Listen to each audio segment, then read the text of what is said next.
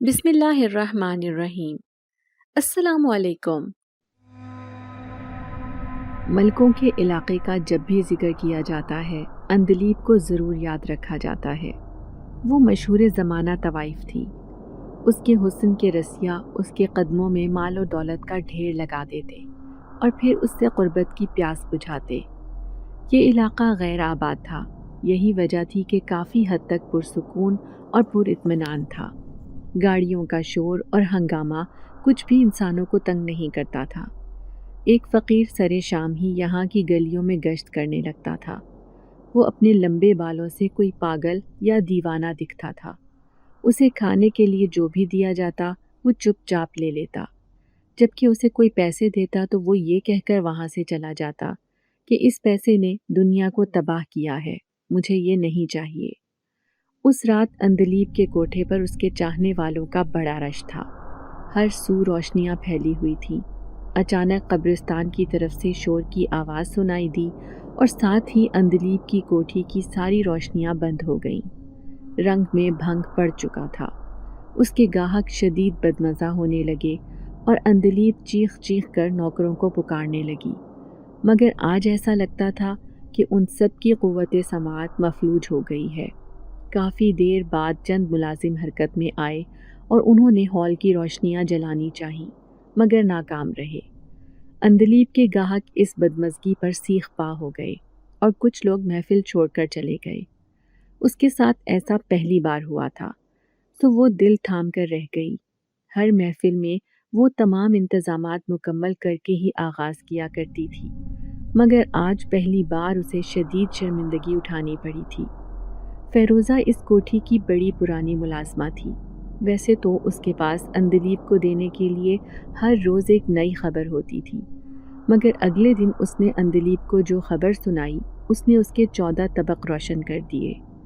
Madam جی، میں نے کئی لوگوں سے سنا ہے کہ اس علاقے میں ایک جن زادی داخل ہو گئی ہے اور اسی کی وجہ سے پورے علاقے میں عجیب و غریب واقعات پیش آ رہے ہیں۔ مجھے تو لگتا ہے اب وہ سب کو اپنے اشاروں پر نچائے گی اور ہم سب لوگ یہ علاقہ چھوڑ کر بھاگنے پر مجبور ہو جائیں گے۔ اندلیب جو پہلے ہی خطرے کی گھنٹیاں محسوس کر چکی تھی، فیروزہ کی بات سن کر غصے سے بولی، بس کر دے فیروزہ، میری سالوں پرانی بنی بنائی ساکھ کو بگاڑنا اتنا آسان کام نہیں ہے۔ ایسا کھیل کھیلوں گی کہ جن زادی کا ہر وار ناکام ہو جائے گا۔ فیروزہ کو اندلیب کی صلاحیتوں پر ذرا برابر شک نہیں تھا، کیونکہ یہ اس کی چالاکیوں کا ہی نتیجہ تھا کہ وہ سالوں سے اپنا کاروبار کامیابی سے چلا رہی تھی۔ وہ محض سر ہلا کر رہ گئی۔ اسی وقت باہر سے فقیر کی صدائیں بلند ہوئیں۔ اندلیب کے سر میں شدید درد تھا۔ یہی وجہ تھی کہ آج اس نے فقیر کی آواز کو نظر انداز نہیں کیا، بلکہ اپنی ملازمہ سے بولی، ارے اسے جا کر کچھ دے دو، ایسا نہ ہو اس کی نحوست بھری آواز سے میرا سر ہی پھٹ جائے۔ اس کی ملازمہ نے کچن میں جا کر ایک شاپر میں کھانے کی کچھ چیزیں ڈالیں، کیونکہ وہ اچھی طرح جانتی تھی کہ فقیر کبھی بھی کسی کے ہاتھ سے 1 روپیہ بھی قبول نہیں کرتا۔ اس نے فقیر کو وہاں سے چلتا کرنے کے لیے وہ شاپر جا کر تھمایا تو لمبے اور سفید بالوں والے فقیر نے بڑی نفرت اور حقارت سے اس کی طرف دیکھا اور بولا، جس گھر سے کھانا لے کر آئی ہے اس گھر کا لقمہ بھی مجھ پر حرام ہے، جا کر واپس لے جا، دوبارہ میری طرف رخ مت کرنا۔ ملازمہ کو اس کی بات سن کر بڑا غصہ آیا اور وہ کہنے لگی، واہ بھائی واہ، آج کل فقیروں کے بھی بڑے نخرے ہیں، اپنی اوقات جانتے ہیں اور نہ ہی کبھی آئینہ دیکھا ہے۔ وہ بڑبڑاتے ہوئے واپس چلی گئی اور جا کر اندلیب کو پورا قصہ سنایا تو اس نے فقیر کو گالی دی۔ بیوگی چاہے عورت کو سہنی پڑے یا کسی جن زادی کو، کسی بڑی تکلیف سے کم نہیں ہوتی۔ شاہ تاج ملکوں کے علاقے میں مقیم ہوئی تو یہاں کے لوگوں کی بے راہ روی اسے بالکل پسند نہ آئی۔ وہ انہیں سبق سکھانے کا پختہ ارادہ کر چکی تھی۔ ایک رات وہ بھیس بدل کر اندلیب کی کوٹھی پر چلی گئی اور اس کو بولی، میں تمہیں سمجھانا چاہتی ہوں کہ تم اس غلط راہ کو چھوڑ دو، حق حلال کے پیسے کماؤ اور اپنی زندگی کو پرسکون گزارو۔ اندلیب جو اپنی دولت کے نشے میں چور تھی، اسے ایک معمولی لڑکی کی نصیحت ایک آنکھ نہ بھائی اور اس نے جن زادی کو یہ کہتے ہوئے کوٹھی سے نکال دیا کہ تم دولت اور حسن میں میرا مقابلہ نہیں کر سکتی تو مجھے اپنی طرح کنگال بنانے کے لیے چلی آئی ہو۔ میرے گھر سے نکلو اور آئندہ یہاں کا رخ بھی مت کرنا۔ شاہ تاج اپنی طاقت کے بل بوتے پر اندلیب کو بہت اچھا سبق سکھا سکتی تھی، مگر اس نے اس وقت خاموش رہنا مناسب سمجھا۔ وہ اپنی حقیقت اندلیب پر واضح نہیں کرنا چاہتی تھی، مگر اس کا مطلب یہ نہیں تھا کہ وہ اپنی بے عزتی بھول گئی تھی۔ اگلی رات سے ہی اندلیب کا بنا بنایا کھیل ختم ہو جانے لگا۔ کوئی نہ کوئی ایسی رکاوٹ اس کے راستے میں ضرور آ جاتی جو کوٹھی کی روشنیوں کو تباہ کر دیتی، اور وہ راتیں جو کبھی سو کر نہیں گزری تھیں اب ڈپریشن کی نظر ہونے لگیں۔ اندلیب گھل رہی تھی، اندر ہی اندر دیمک زدہ ہو کر ختم ہو رہی تھی۔ اس روز اس کی ایک دوست کا فون آ گیا جو اسی کی طرح ایک بازاری عورت تھی۔ اس نے جیسے ہی کاروبار کا حال پوچھا تو اندلیب تو مانو درد سنانے کے لیے کوئی غم گسار مل گیا۔ میرے کام کو نہ جانے کس حسد خورے کی نظر کھا گئی۔ سارے دولت مند اور اچھے گاہک روٹ کر چلے گئے ہیں، کچھ لڑکیاں نوکری چھوڑ کر چلی گئی ہیں۔ وہ دن دور نہیں ہے جب میں روڈ پر بیٹھ کر بھیک مانگا کروں گی۔ ابھی کل کی بات ہے کہ ایک بہت بڑا سیاسی لیڈر رات گزارنے یہاں آیا تھا، اس کے اوپر کمرے کا پنکھا گر گیا، ہزار باتیں سنا کر گیا ہے۔ آئے روز ایسے واقعات پیش آتے رہتے ہیں، میری ساکھ خراب ہو رہی ہے۔ وہ بری طرح رونے لگی تو اس کی سہیلی نے اسے تسلی دی اور بولی، میں اس کا حل اچھی طرح جانتی ہوں، تو پریشان نہ ہو، کیونکہ ہو نہ ہو یہ کسی جن کی شرارت ہے یا پھر جادو کا چکر لگتا ہے۔ اسی وقت اندلیب کو ایک اہم بات یاد آئی۔ ارے ہاں، میں نے سنا ہے کہ اس علاقے میں ایک جن زادی آئی ہے اور وہی ہر برے کام کو ہمارے علاقے سے ختم کرنا چاہتی ہے۔ مجھے تو سمجھ نہیں آ رہا ہے کہ کیا کروں۔ اس کی دوست جو چالاکیوں میں اس سے بھی 4 ہاتھ آگے تھی، کہنے لگی، پریشان ہونے کی ضرورت ہی کیا ہے، جن زادی کے دروازے پر جاؤ اور اسے مال و دولت کے عوض باز رہنے کا کہو۔ اندلیب پرسوچ انداز میں بولی، اور اگر وہ کسی آفر کو قبول نہ کرے تو پھر میں کیا کروں؟ اندلیب کی مکار دوست بولی، تیری بہن کے پاس پلان بی بھی موجود ہے۔ اگر جن زادی کسی طرح باز نہیں آتی تو صاف سی بات ہے، تم گاؤں سے کشمالہ کو بلا لینا۔ اس بار اندلیب حیرت سے بولی، کیا کشمالہ اب تک زندہ ہے؟ دوست ہنستے ہوئے بولی، کشمالہ ہمیں آگے رخصت کروا بھی دنیا سے نہ ہلے، بے فکر رہے، وہ 130 سال کی عمر میں بھی زندہ ہے۔ ارے یہ جادوگر لوگ اتنی جلدی نہیں مرتے، بلکہ اپنے کاڑے کارنامے انجام دے کر ہی دنیا سے رخصت ہوتے ہیں۔ اندلیب سب باتوں کو نظر انداز کر کے بولی، ٹھیک ہے، میں آج ہی جن زادی کے گھر جاتی ہوں، اور اگر وہ مان جائے تو کیا ہی کہنے، ورنہ کشمالہ کو بلا لوں گی۔ فون بند کر کے اندلیب نے اپنا بڑا سا بیگ لیا اور اسے 5000 کے نوٹوں کی گڈیوں سے بھرنے لگی، یہاں تک کہ اسے اٹھانا مشکل ہو گیا۔ 2 ملازماؤں نے مل کر بیگ کو اٹھایا اور اندلیب شاہ تاج کے گھر کی طرف چل دی۔ اتفاق سے دونوں ملازماؤں میں سے ایک ملازمہ شاہ تاج کے گھر کے بارے میں جانتی تھی، سو اندلیب کو کوئی پریشانی نہ ہوئی۔ علاقے کی آبادی سے ہٹ کر جن زادی کا گھر قدرے سنسان جگہ پر تھا۔ اندلیب جو اپنی دولت کے نشے میں چور بڑی بہادر بن کر گھر سے نکلی تھی، جن زادی کی گلی میں پہنچ کر اس کے پسینے چھوٹ گئے تھے۔ اسے اس بات کا اندازہ اچھی طرح ہونے لگا تھا کہ اس بار اس کا ہدف کوئی کمزور انسان نہیں بلکہ ایک جن زادی ہے جو طاقت میں اس سے کہیں زیادہ تھی۔ بہرحال اس کی ایک ملازمہ نے جن زادی کے گھر پر دستک دی تو جن زادی کی پر اشتعال آواز سنائی دی، آج کن لوگوں کی جرت ہوئی ہے کہ شاہ تاج کے گھر پر اپنی شامت کو دعوت دینے پہنچ جائیں۔ اندلیب جس کا دل تو چاہ رہا تھا کہ اس وقت وہاں سے سرپٹ دوڑ لگا کر اپنی کوٹھی میں جا کر ہی دم لے، مگر اس نے بڑی مشکل سے اپنے اندر ہمت پیدا کی اور بولی، دیکھو اے نیک جن زادی، میں تمہیں اچھی طرح جانتی ہوں کہ تم بہت اچھی اور پارسا ہو، پلیز ہمیں اپنے حصے کی زندگی جینے دو اور ہمارے کام میں دخل اندازی مت کرو۔ اس علاقے میں رہنے کا حق ہمیں اور تمہیں برابر ہے۔ مجھے امید ہے کہ تم میری ہر بات اچھی طرح سمجھ جاؤ گی، اور آئندہ میری کوٹھی میں جو کچھ بھی ہو تمہیں کوئی فرق نہیں پڑے گا۔ تم میری طرف سے یہ کچھ رقم قبول کرو، یہ رقم کچھ زیادہ تو نہیں ہے، بس چند کروڑ ہے۔ शाहताज ने दौलत का सुनकर पूरा दरवाज़ा खोल दिया। अंदलीब अपने मकसद की कामयाबी पर बड़ी खुशी से अंदर दाखिल हो गई। उसने दिल में सोचा, सच है कि दौलत से हर शय खरीदी जा सकती है। क्या कमाल ज़माना आ गया है कि मैंने आज अपनी दौलत से एक जिनज़ादी को ख़रीद लिया है, और अब शायद वो वक्त दूर नहीं है जब पैसों के बदले ये जिनज़ादी मेरी चाकरी करे। वाह, एक जिनज़ादी मेरी ग़ुलाम बन जाएगी तो मेरी हैसियत मज़ीद बुलंद हो जाएगी और मेरे आगे इंसानों की औकात कीड़े मकोड़ों से ज़्यादा ना रहेगी। वही असल ज़िंदगी होगी।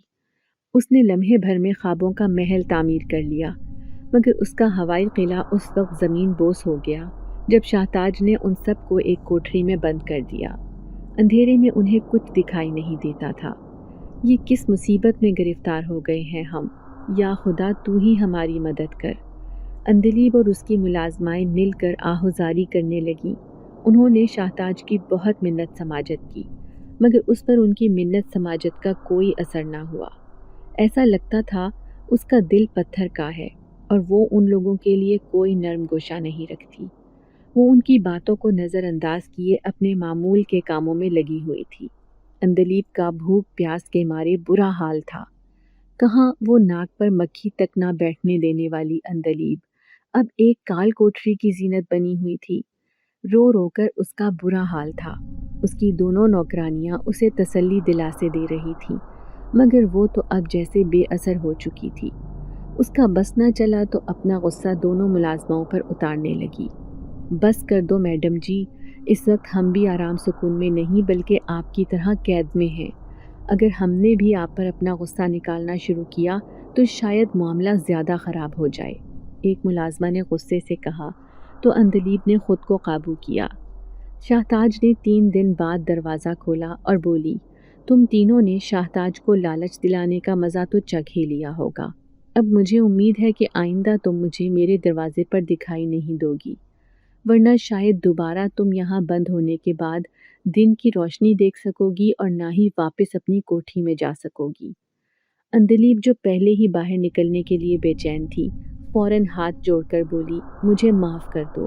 कोई पागल ही होगा जो आइंदा यहाँ पर कदम रखेगा या यहाँ आने के बारे में सोचेगा भी। शाहताज ने उन लोगों को अपने घर से निकाल दिया और अंदलीब शुक्र अदा करते हुए अपनी कोठरी में वापस आ गई। 3 दिन में ही उसके होश ठिकाने आ गए थे। उसकी आंखों के गिर्द हल्के पड़ चुके थे और ऐसा लगता था कि जैसे वो सदियों की बीमार हो। उसने गुजरे हुए 3 दिनों का अहवाल अपनी करीबी साथियों को सुनाया और आखिरकार एक ही हल बचा कि वो गांव से कशमाला को बुला ले ताकि वो अपने जादू के ज़ोर से शाहताज को सबक सिखाए और यहाँ से उसे कहीं गायब कर दे। तीसरे दिन ही 130 साला कशमाला अंदलीब की कोठी में आ चुकी थी। उसका बड़ा शानदार इस्तकबाल किया गया और उसके आगे मुख्तलिफ अक़साम के खाने पेश किए गए। अपने टूटे हुए दांतों को खातिर में लाए बगैर कशमाला ने डट कर हर चीज़ खाई। उसका अंदाज देखकर साफ अंदाज़ा लगाया जा सकता था कि वो कोई मामूली इंसान नहीं है बल्कि शैतानी ताकतों की मालिक है। खाने से वो जैसे ही फारिग हुई, अंदलीब ने बेकरारी से पूछा, बस बहुत हो गया, अब अपना काम शुरू कर दो ताकि हमारी शाहताज नामी मुसीबत से जान छूट जाए। उसने मेरी रातों की नींद हराम कर रखी है, मेरा सुकून तबाह बर्बाद हो गया है। अंदलीब बोली, सब्र रखो सब्र, अभी तो मेरी सफ़र की थकान भी नहीं उतरी, मेरी हड्डी हड्डी दुख रही है। जब तक मैं आराम करती हूँ तब तक तुम शाहताज के कुछ बाल मुझे ला दो, क्योंकि उस पर जादू करने के लिए मुझे उसके सुनहरे बालों की ज़रूरत है। इस बार तो हकीकी मानों में अंदलीब के होश गुम हो गए थे, क्योंकि अभी वो शाहताज के घर गुजारे हुए 3 दिनों की इज्जत नहीं भूल सकी थी। वो चीख पड़ी, तुम क्या सिर्फ नाम की जादूगरनी हो? ऐसी महारत और जादू का क्या फ़ायदा है जिसमें तुम्हें जिनज़ादी के बाल मंगवा कर देने पड़े? कशमाला को उसकी बात सुनकर बहुत गुस्सा आया और वो बोली, अरे ये बात तो तुमने सुनी होगी कि जिसका काम उसी को साझे। तो मुझे मेरा काम करने दो, वरना मैं आज की ट्रेन से ही वापस चली जाऊंगी। इस उम्र में मुझे किसी दौलत की हवस नहीं। गांव के लोगों से 2 वक्त का खाना ले लेती हूँ और ये मेरे लिए काफ़ी है। हाँ, तुम अपने लिए कोई दूसरी जादूगरनी तलाश कर लेना। اندلیب جو کسی کا ایک لفظ نہیں سنتی تھی، بڑھیا کی دھمکی سن کر ایک دم چپ ہو گئی اور بڑی خوشامد بھرے انداز سے بولی، ارے تم تو ناراض ہی ہو گئی ہو، میں تو بس ویسے ہی کہہ رہی تھی۔ اندلیب کے لیے ایک نئی مصیبت کھڑی ہو گئی تھی، کیونکہ جن زادی کے بال حاصل کرنا جوئے شیر لانے کے مترادف تھا۔ اندلیب نے اپنے تمام ملازموں کو جمع کیا اور انہیں لالچ دیا کہ جو بھی شاہتاج کے سر کے بال لے کر آئے گی اسے 3 کروڑ روپے انعام دیا جائے گا، اور اگر کسی نے نکلی بال لا کر اسے بے وقوف بنانے کی کوشش کی تو اس کا سر قلم کر دیا جائے گا۔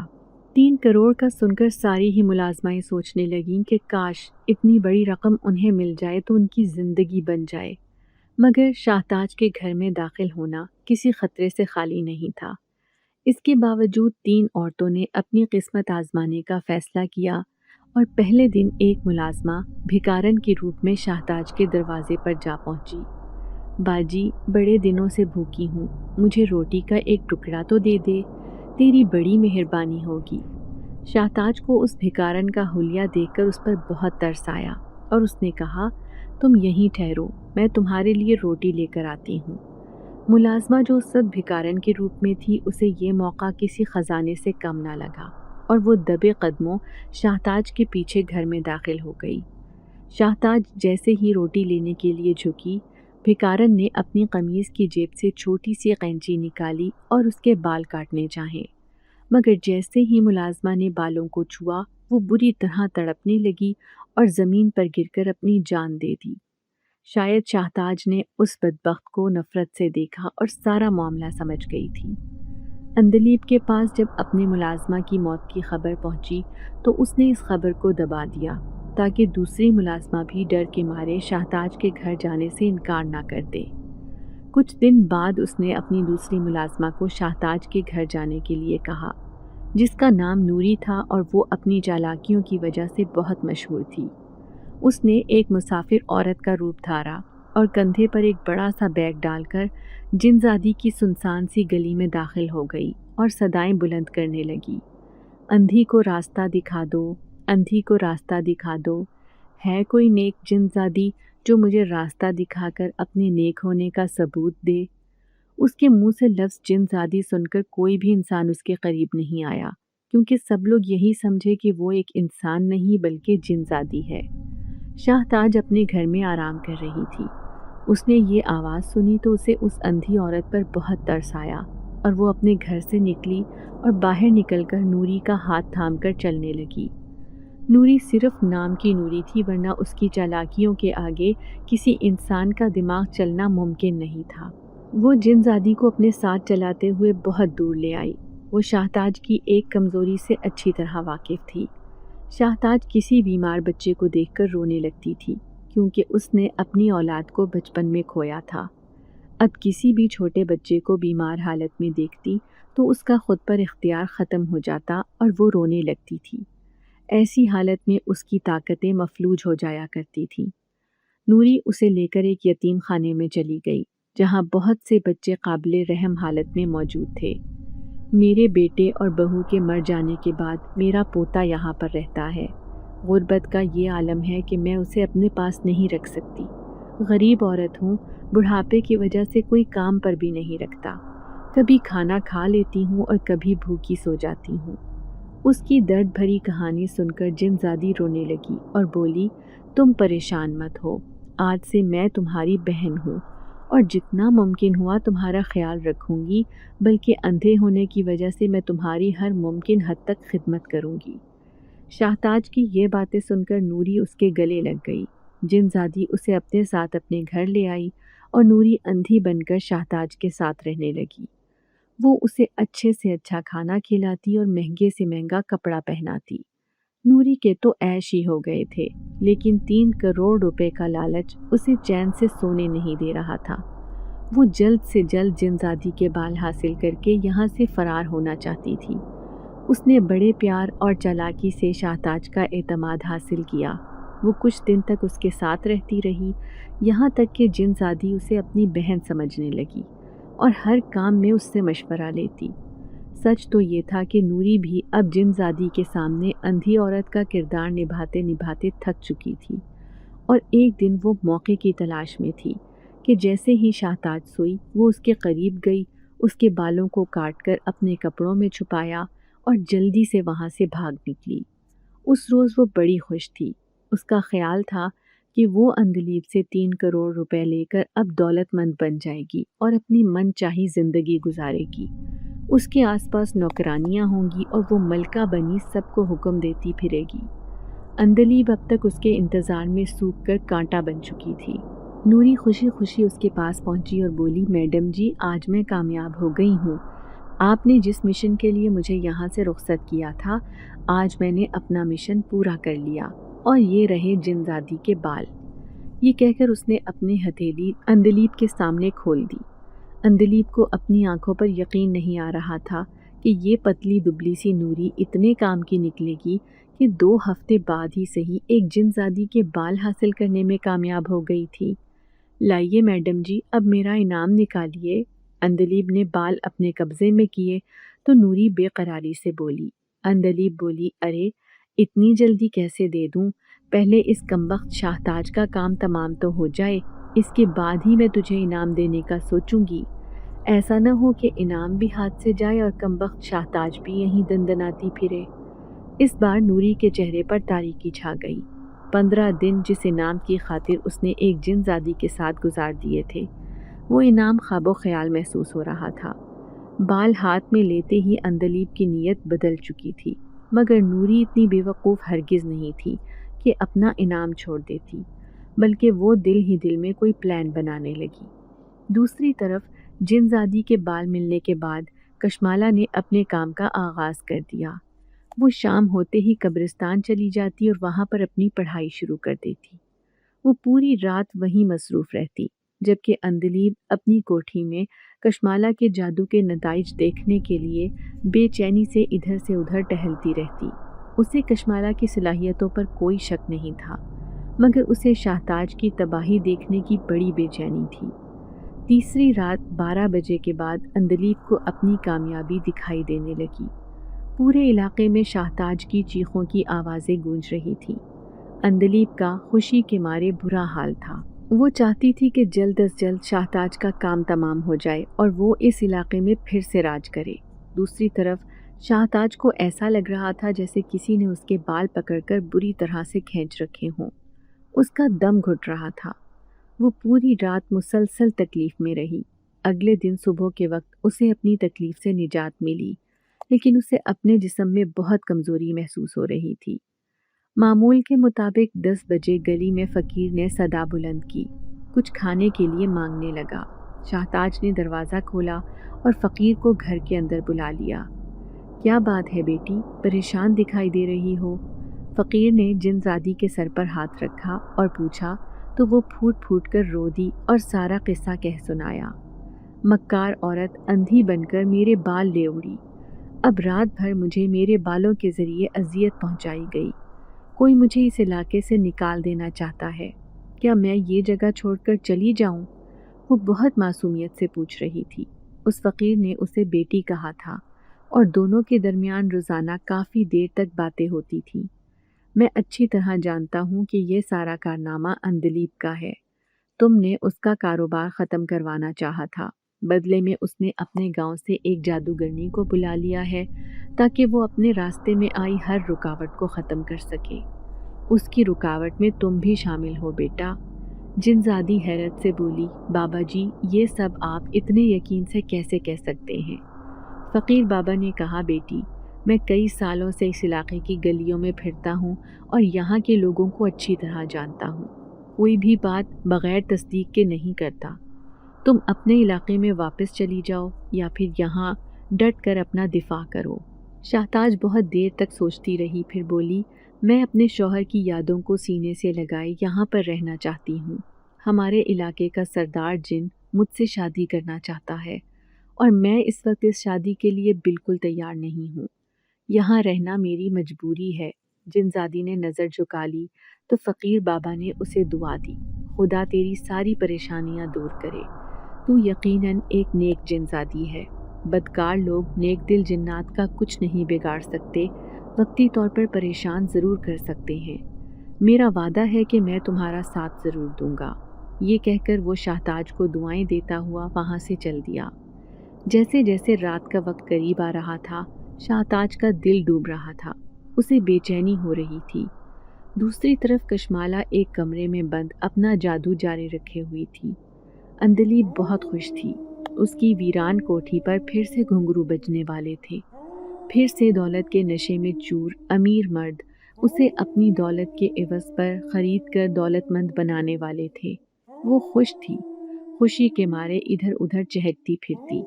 رات ہونے سے پہلے فقیر بابا قبرستان گیا۔ اس کے ہاتھ میں بہت سارے کنکر تھے۔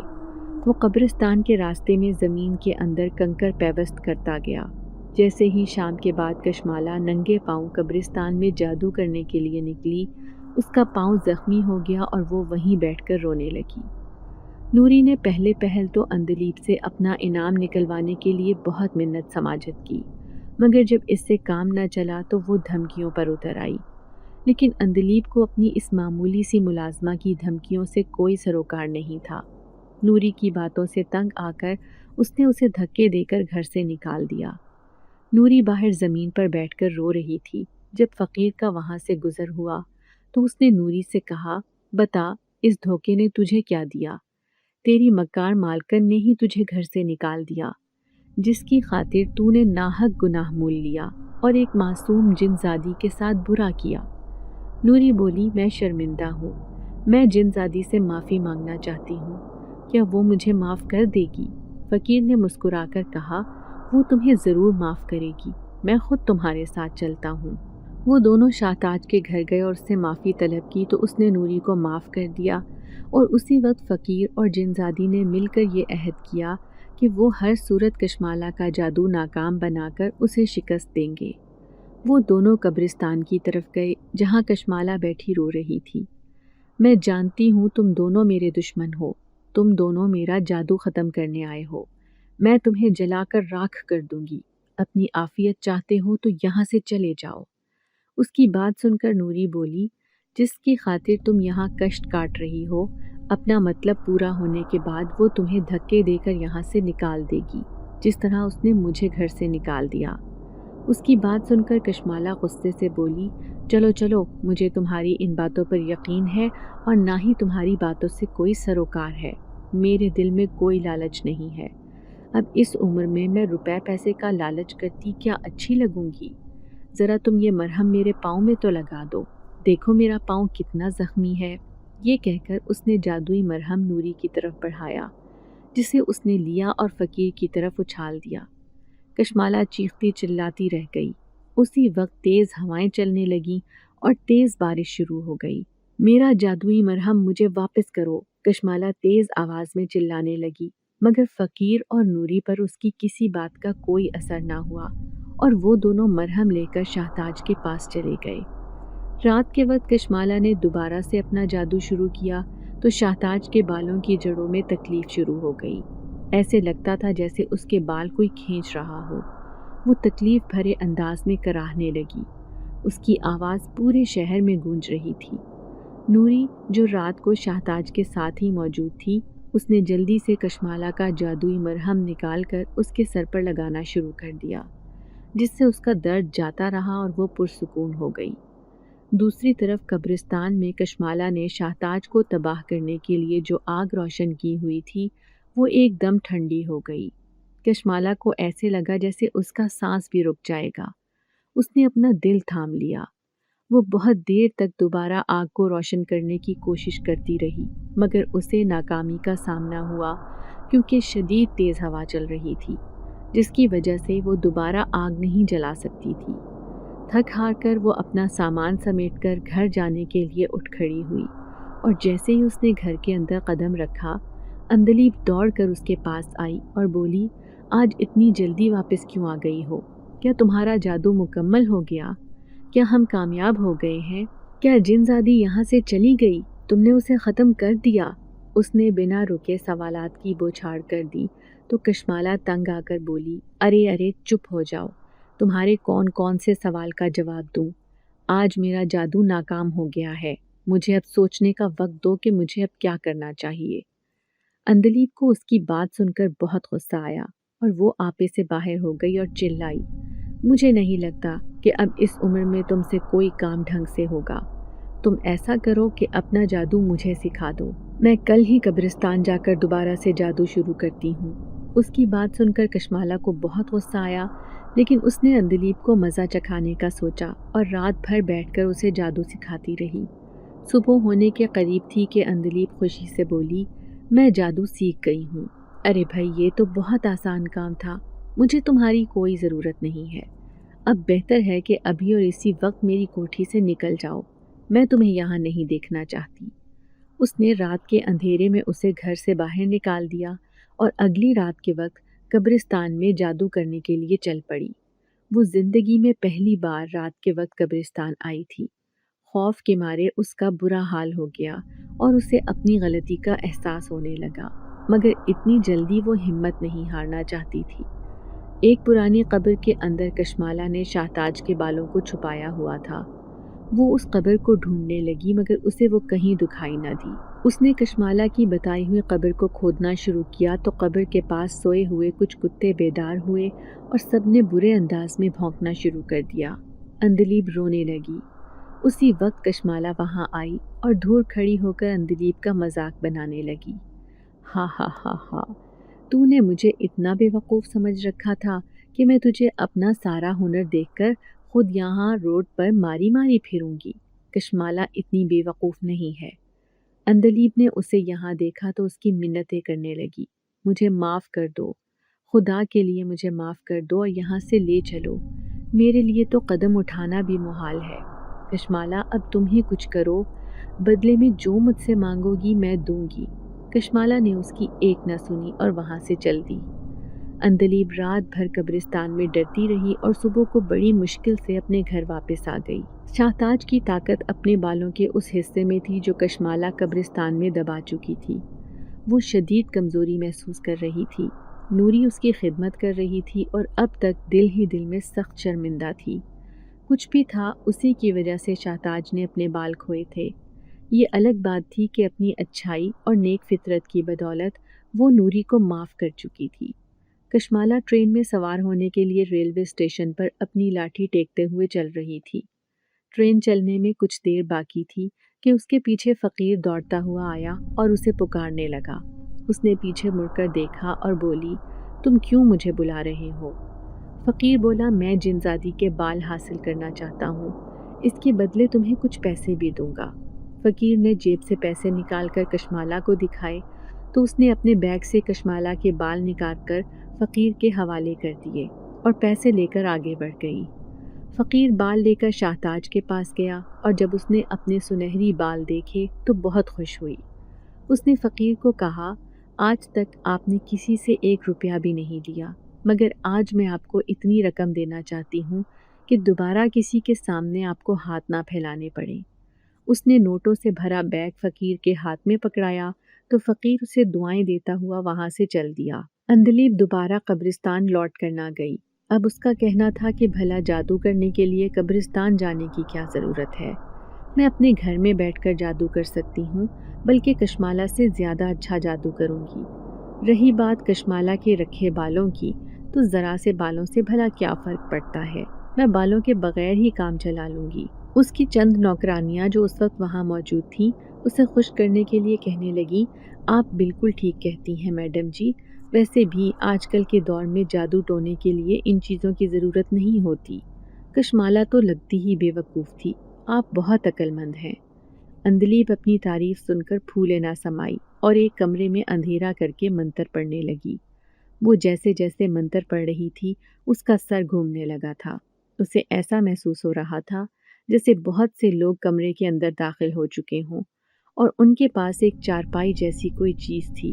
ایک لمبی چوڑی عورت اسے بازو سے پکڑ کر ہلاتے ہوئے بولی، چل اٹھ، ہمارے ساتھ چل، ہم تمہیں اپنے ساتھ لے کر جانا چاہتے ہیں۔ اندلیب یہی سمجھی کہ شاید کچھ اندیکھی طاقتیں اسے اس کے جادو سے ہٹانے کے لیے بہکانا چاہتی ہیں۔ اس نے اپنے منتر کی رفتار مزید تیز کر دی اور ہل ہل کر پڑھنے لگی، اے بدبخت عورت، ہم کہتے ہیں کہ ہمارے ساتھ چل، ہم تجھے اپنے ساتھ لے کر جانا چاہتے ہیں۔ تو منتر پڑھ کر جنات کی غلامی میں آ چکی ہے، اب تجھے ہمارے ساتھ رہنا ہوگا۔ 2 جنات نے اسے پکڑ کر اسی چارپائی پر ڈالا اور اس کے بعد عندلیب کو کچھ ہوش نہ رہا۔ اسے لگا تھا جیسے وہ ہوا میں اڑ رہی ہے اور اس کی آنکھیں بند تھیں، اور اس وقت اس کا اختیار اپنے بدن پر ختم ہو چکا تھا۔ نہ جانے کتنی دیر بعد اس کی آنکھ کھلی تھی۔ وہ ایک بیابان جنگل میں موجود تھی۔ کچھ جگہ ہریالی تھی جبکہ کچھ جگہ جھاڑیاں اور کانٹے اگے ہوئے تھے۔ یہ دن کا وقت تھا، ہر طرف سناٹا چھایا ہوا تھا۔ عندلیب حیرت سے ادھر ادھر دیکھ رہی تھی۔ اسے اس وقت بھوک محسوس ہو رہی تھی۔ اسے آس پاس کچھ دکھائی نہ دیا تو وہ ایک پیڑ کے پاس آ گئی۔ یہاں مالٹے اور امرود کا درخت تھا۔ پکے ہوئے امرود دیکھ کر اس کا دل للچا گیا۔ اس نے ایک پتھر اٹھا کر امرود پر دے مارا، مگر شاید اس کا نشانہ غلط لگا تھا، تبھی ایک نئی مصیبت کھڑی ہو گئی۔ ایک بوڑھا جن درخت پر سے اترا۔ اس نے اپنا ہاتھ اپنی آنکھ پر رکھا ہوا تھا اور وہ درد سے کراہ رہا تھا۔ اس نے قریب سے ایک ڈنڈا اٹھایا اور عندلیب کی اچھی خاصی تواضع کر دی۔ میری نیند خراب کر دی اے بدبخت، تجھے میں مزہ چکھا کر رہوں گا۔ وہ عندلیب کو ڈانٹ رہا تھا۔ وہ تھک چکا تو واپس چلا گیا۔ عندلیب بیٹھ کر رونے لگی۔ شام ہوئی تو ایک جنزادی اس کے پاس آئی اور کہنے لگی، معاف کرنا، ہم تمہیں یہاں لا کر بھولے نہیں ہیں، بلکہ وہ ہمارے آرام کا وقت تھا۔ چلو میں تمہیں اپنا گھر دکھاتی ہوں۔ یہ کہہ کر جنزادی اسے اپنے ساتھ اپنے گھر لے گئی۔ راستے میں وہ اس سے باتیں بھی کر رہی تھی۔ تمہیں آخر ایسی ضرورت کیا پیش آ گئی تھی کہ 50 سال تک جنات کی غلامی کے لیے جادو کر لیا؟ مجھے تو حیرت ہوتی ہے کہ آخر کوئی انسان جنات کا غلام بننا کیسے پسند کر سکتا ہے؟ جنزادی کے پوچھنے پر وہ بولی، دراصل مجھے ایک جادوگرنی نے دھوکے سے یہ جادو سکھا دیا تھا، ورنہ میرا ایسا کوئی ارادہ نہیں تھا۔ اب کی بار جنزادی ہمدردی سے بولی، اوہ ہو، یہ تو تمہارے ساتھ بہت برا ہوا، مجھے سچ میں بہت دکھ ہو رہا ہے، مگر اب تم 50 سال سے پہلے یہاں سے واپس نہیں جا سکتی ہو۔ اسی دوران جنزادی اسے اپنے گھر لے گئی۔ اس کا گھر بہت بڑا تھا اور وہاں بے حد عجیب و غریب شکلوں والے جنات تھے۔ عندلیب کو ان سے خوف محسوس ہو رہا تھا۔ آؤ تمہیں کام سکھاتی ہوں۔ جنزادی اسے ایک بڑے سے کچن میں لے گئی۔ عندلیب، جس نے کبھی ہل کر پانی تک نہ پیا تھا، وہ بڑا سا چولہا اور نارمل دیگ سے دگنے بڑے برتن دیکھ کر چکرا کر رہ گئی۔ کاش یہ کوئی خواب ہو اور جلد میری آنکھ کھل جائے، وہ دل ہی دل میں سوچنے لگی۔ مگر افسوس، وہ نہ تو کوئی خواب تھا اور نہ ہی خیال، بلکہ ایک اٹل حقیقت تھی جسے اب بدلا نہیں جا سکتا تھا۔ شروع میں اسے کام کرنے میں بے حد پریشانی ہوئی، مگر وقت کے ساتھ ساتھ وہ کچھ عادی ہو گئی تھی۔ سب سے زیادہ تکلیف دہ بات یہ تھی کہ جنات رات کے وقت جاگتے اور دن کا وقت ان کے آرام کا ہوتا۔ وہ رات بھر جنات کے لیے کھانے بناتی اور سرو کرتی، دن بھر بیٹھ کر برتن دھوتی۔ اسے سونے کے لیے دن میں صرف چند گھنٹے ملا کرتے تھے۔ رات کو سونا تو بس ایک خواب بن کر رہ گیا تھا۔ اسے اپنا نرم گرم بستر اور آگے پیچھے پھرتی ملازمائیں یاد آتی جو اس کے صرف ایک اشارے کی منتظر ہوا کرتی تھیں۔ اب وہ صرف گزرے ہوئے وقت کو یاد ہی کر سکتی تھی۔ ایک بات جو اسے شدید تنگ کرتی تھی وہ تھی جنات کے بچوں کی شرارتیں۔ ان کے بچے حد سے زیادہ شریر تھے اور ان کی مائیں اسے ان کے پیچھے لگا کر خود آرام کرتیں۔ ان بچوں کو اچھی طرح خبر تھی کہ عندلیب کا تعلق انسانی قبیلے سے ہے، سو وہ اسے زچ کرنے کا کوئی بھی موقع ہاتھ سے نہیں جانے دیتے تھے۔ وہ جنگل میں بھاگ جاتے اور جیسے ہی عندلیب ان کو پکڑنے کے لیے جنگل کا رخ کرتی، وہ کبھی غائب ہو جاتے اور عندلیب ڈر جاتی کہ گھر جا کر ان کی ماؤں کو کیا جواب دے گی۔ کچھ ہی دیر بعد شرارتی بچے ہنستے ہوئے اپنا آپ ظاہر کر دیتے۔ وقت کا کام ہے گزرنا، اچھا ہو یا برا، پر لگا کر اڑتا چلا جاتا ہے۔ عندلیب وقت گزرنے کے ساتھ اسی ماحول کا حصہ بن گئی۔ اسے کانٹوں پر ننگے پاؤں چلنا بھی آ گیا اور رات کو کئی گھنٹے کھڑے رہ کر کھانا بنانا بھی سیکھ چکی۔ حتیٰ کہ ایک روز جنات نے اسے اپنی محفل میں بلایا اور کہا کہ تمہارے جادو کا اثر 50 سال تک کے لیے تھا اور کل تمہارے 50 سال پورے ہو جائیں گے، سو ہم تمہیں کل بحفاظت تمہارے گھر چھوڑ آئیں گے۔ عندلیب کو اپنی سماعت پر یقین نہیں ہو رہا تھا۔ کئی جنات اور جنزادیاں آ کر اس سے لپٹ گئے تھے۔ وہ بھی رونے لگی۔ ہم تمہارے بغیر نہیں رہ پائیں گے، جنات کے بچے کہنے لگے۔ میرے بچوں، تمہارے بغیر رہنا میرے لیے بھی مشکل ہے۔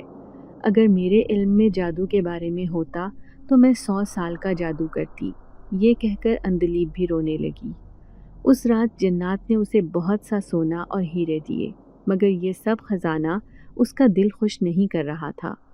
وہ سوچ رہی تھی کہ اب 50 سال بعد رات کو سونا اور انسانوں کو دیکھنا میرے لیے بہت عجیب ہوگا۔ جنات کو دیکھنے کی عادت اتنی پختہ ہو گئی تھی کہ اسے واپس انسانوں کی آبادی میں جانا مشکل لگ رہا تھا۔ خیر واپس تو جانا ہی تھا۔ اگلے دن جنات نے اسے یہاں سے کئی میل دور لے جا کر ایک ٹرین میں سوار کر دیا تھا۔ وہ ٹرین میں سوار لوگوں کو حیرت سے دیکھ رہی تھی۔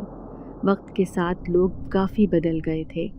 لڑکیوں کے لباس بہت چست اور بے ڈھنگے تھے۔ عندلیب دیکھ کر حیران رہ گئی۔ وہ ٹرین سے اتر کر اپنی کوٹھی کی طرف چل پڑی۔ کوٹھی کا دروازہ بدل چکا تھا، لیکن وہ اپنی کوٹھی کو بڑی اچھی طرح پہچان گئی تھی۔ اسے کوٹھی کے دروازے میں ایک بڑھیا دکھائی دی۔ اے بہن، دروازے سے ہٹ تاکہ میں اپنی کوٹھی کے اندر داخل ہو سکوں۔ عندلیب، جسے اپنی کوٹھی کے اندر جانے کی بڑی جلدی تھی، بڑھیا کو ڈانٹتے ہوئے بولی تو بڑھیا نے بھی ہو بہو اس کی نقل کی۔ بدتمیز گدھی، تجھے کس نے کہا ہے کہ میری نقل اتار؟ تو نہیں جانتی کہ یہ میری کوٹھی ہے اور میں اس کی مالکن ہوں؟ اگر چاہوں تو تجھے دھکے دے کر یہاں سے نکال دوں۔ سامنے موجود بڑھیا بھی یہی الفاظ دہرا رہی تھی۔ عندلیب کو بہت غصہ آیا اور وہ بولی، یعنی تو ہے جس نے میرے جانے کے بعد میری کوٹھی پر قبضہ جما لیا اور اب خود کو کوٹھی کی مالکن کہہ رہی ہے۔ عندلیب کے کہنے پر بڑھیا بھی یہی الفاظ دہرانے لگی تو عندلیب نے کہا، تو ایسے نہیں ہٹے گی۔ میں اپنے علاقے کے قاضی کو بلاتی ہوں تاکہ تجھ جیسی نقل چور اور غاصب عورت کو سبق سکھا سکوں۔ عندلیب اس عورت کو بولتا چھوڑ کر وہاں سے چل پڑی۔ اب وہ قاضی کی تلاش میں تھی۔ اس نے کئی لوگوں سے قاضی کے بارے میں پوچھا اور آخر کار قاضی کے گھر پہنچ گئی۔ قاضی در حقیقت شاہ تاج کا شوہر تھا، جو کوئی اور نہیں بلکہ فقیر تھا، اور اب اپنی دولت اور انصاف پسندی کی بدولت اس علاقے کا قاضی بن چکا تھا۔ عندلیب شاہ تاج اور قاضی کو دیکھ کر حیران رہ گئی، مگر اس وقت اسے اپنا مسئلہ زیادہ پیارا تھا، سو کوئی دوسری بات نہ کی اور بولی، میں ایک اہم مسئلہ لے کر آئی ہوں۔ 50 سال پہلے میں ایک غلط جادو کرنے کی بدولت جنات کی غلامی میں چلی گئی تھی۔ آج ہی وہاں سے واپس آئی تو ایک چالاک، بدصورت اور دوسروں کی نقل کرنے والی بڑھیا میرے گھر کے دروازے پر کھڑی ہے۔ وہ خود کو اس کوٹھی کی مالکن کہتی ہے۔ وہ دروازے سے نہیں ہٹتی۔ میں قاضی ہونے کی وجہ سے آپ سے درخواست کرتی ہوں کہ میرے اس مسئلے کو حل کیا جائے۔ مجھے میری کوٹھی اس خبیث بڑھیا کے تسلط سے آزاد چاہیے۔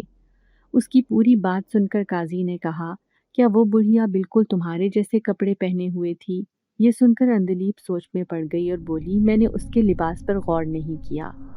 قاضی نے ایک آئینہ اس کے سامنے رکھ دیا اور کہا، اس کے اندر دیکھو۔ وہ بڑھیا کوئی اور نہیں بلکہ تم خود تھی۔ عندلیب آئینے میں اپنا جھریوں بڑا چہرہ دیکھ کر ہک تک رہ گئی۔ جس بڑھیا کو وہ اپنا دشمن سمجھ رہی تھی، وہ کوئی اور نہیں بلکہ اس کا اپنا عکس تھا۔ اپنے وقت کی حسینہ جس نے کئی دلوں کو تباہ کیا تھا، اب ایک جھریوں میں ڈھلا بدصورت چہرہ تھی۔ 50 سالوں نے سب کچھ بدل کر رکھ دیا تھا۔ اپنے خیالوں میں وہ آج بھی دودھیا رنگت اور چمکتی جلد والی عندلیب تھی۔ آئے ہائے، آئینہ بھی کیا نکلا، میری ضلالت، جس نے سب کچھ روزے روشن کی طرح اس پر عیاں کر دیا تھا۔ حقیقت بڑی تلخ تھی۔ اس نے سوچا کہ کاش میں جنات کے جہان سے واپس نہ لوٹتی اور اپنی حقیقت تک نہ پہنچتی۔ خیر قاضی نے اسے کہا، تمہارے جانے کے بعد پوری کوٹھی میں یہ بات مشہور ہو گئی تھی کہ یہ کوٹھی آسیب زدہ ہے، اور اس سے پہلے کہ میڈم عندلیب کی طرح مزید لوگ غائب ہوتے، جلد ہی وہ کوٹھی خالی کر دی گئی۔ 10 سال بعد میں نے قاضی بننے کے بعد کوٹھی کو اپنی تحویل میں لیا اور وہاں بچوں کے لیے مدرسہ بنوا دیا۔ بچے وہاں دینی تعلیم حاصل کرتے ہیں۔ اگر تم چاہو تو اب بھی ہم کوٹھی کو تمہارے حوالے کرنے کے لیے تیار ہیں۔ بلا شبہ وہ تمہاری ملکیت ہے، مگر ہم تم سے درخواست کرتے ہیں کہ تم اپنی کوٹھی کے عوض ہم سے ماہانہ طور پر رقم وصول کرو، یا چاہو تو ایک ساتھ کوٹھی کی ملکیت کے برابر رقم حاصل کر سکتی ہو۔ اب فیصلہ تمہارے ہاتھ میں ہے۔ اندلیب قاضی کی بات سن کر رونے لگی اور بولی، قاضی صاحب مجھے کیوں شرمندہ کرتے ہیں؟ آپ نے مجھ گناہگار کی کوٹھی کو نیک کام میں لگا کر مجھ پر احسان عظیم کیا ہے۔ میں اچھی طرح سمجھ چکی ہوں کہ وقت سدا ایک سا نہیں رہتا، ہر حسن کو زوال ہے۔ ہم دنیا کی چاہت میں پڑ کر اپنے عروج کو ہی سب کچھ سمجھ کر جائز اور ناجائز کا فرق بھول جاتے ہیں۔ میرے لیے تو اب ایک چھوٹی سی جھونپڑی بھی بہت ہے، میں وہاں رہ کر اپنے گناہوں کی توبہ مرتے دم تک کرتی رہوں گی۔ اندلیب کی بات سن کر شاہتاج اور قاضی صاحب کے چہرے پر مسکراہٹ آ گئی، جس نے نیکی کی راہ پالی تھی۔ اگر آپ کو آج کی ہماری کہانی پسند آئی ہے تو اسے لائک کیجیے اور اپنے پیاروں کے ساتھ شیئر کیجیے، اور ہاں، اگر آپ نے ابھی تک ہمارا چینل سبسکرائب نہیں کیا تو ضرور کیجیے۔ ملتے ہیں کل ایک نئی اور دلچسپ کہانی کے ساتھ، تب تک کے لیے اللہ حافظ۔